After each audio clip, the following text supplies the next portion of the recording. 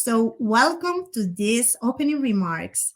It's my pleasure to introduce you the Steve Jobs of in sustainability, Gunter Pauli. Thank you so much, Gunter Pauli, for being with us in this day, in this important day. Yanire, well, a great thank you for this invitation.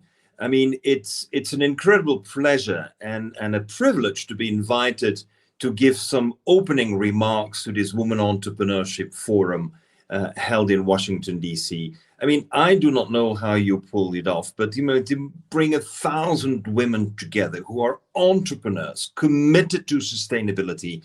I mean, I'm a father of 6, and I know that what we're in need of is not more entrepreneurs. We need women entrepreneurs, because women know from their innate capability of bringing children to the world and caring for the world, that caring, that empathy is also transcending into business. When women are entrepreneurs, it is not the hard-nosed business as we usually know. It is compassion that is part of the drive to make a change. Now, I have been very privileged to be an entrepreneur ever since I left university. And so therefore, I am grateful that you focus on women, but I'm more grateful even that you bring together as entrepreneurs, because what we're missing today is not analysis of the problem, is not more studies and working groups to verify what could be done. We know what has to be done. I have said recently that analysis brings us to paralysis. We need people who act. And an entrepreneur has the great advantage that she will not be guided only by scientific evidence. Entrepreneurs have this unique capability to believe that it is possible to change reality. Any entrepreneur who accepts reality as it is and tries to navigate it will face major difficulties, because those who are the leaders of the industry today will seldom leave the space for an entrepreneur to change the rules of the game. And what we're in need of is people who change the rules of the game. That is the entrepreneur's responsibility.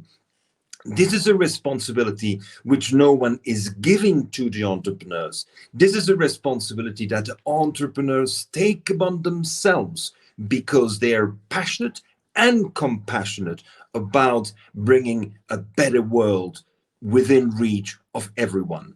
So you have, Yanire, succeeded in bringing people together. And what we have to ask ourselves is, what can we do? And what can we do must be put into a new context. You know, for 30 years, I have been fighting for what is called the green economy.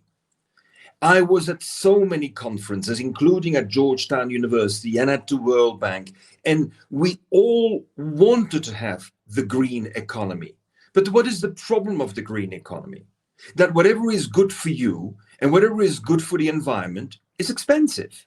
That means that you are catering for the rich. It's not possible to have a transition towards sustainability, to have all the SDGs implemented when whatever you're doing is more expensive.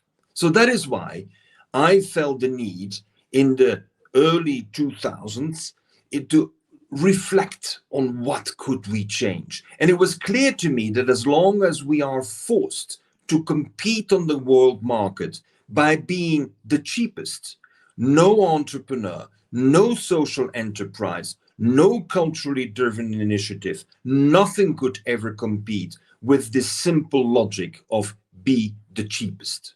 Now, be the cheapest means you must cut corners. You can't be the cheapest by providing social care, by securing the regeneration of the environment. You can only be the cheapest when you're cheating.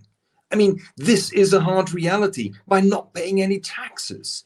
And therefore, I felt that it was no use to continue to search for the SDGs, search for this transition that we need within a model of the green economy. I call it now the blue economy, because in the blue economy, we are not trying to be the cheapest. We're trying to get the most value out of what we have.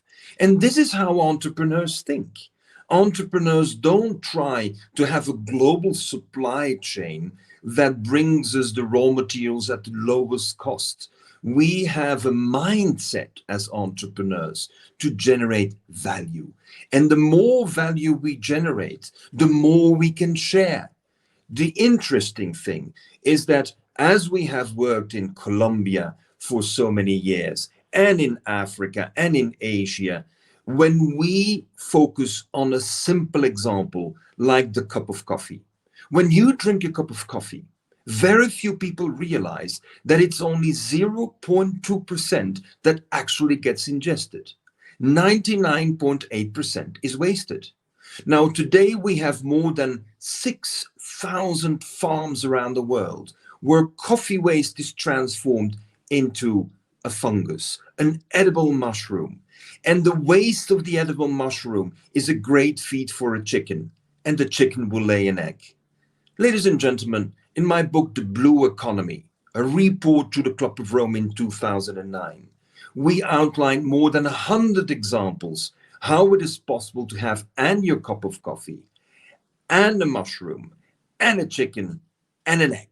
That means we have 4 revenues instead of 1. That is doing more with what we have. And guess what?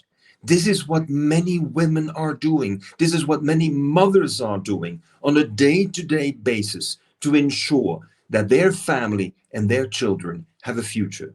And that's why the Women Entrepreneurs Forum, bringing women together with this passion to make a change, has to be a platform from where real change will be taking off. Thank you for having invited me.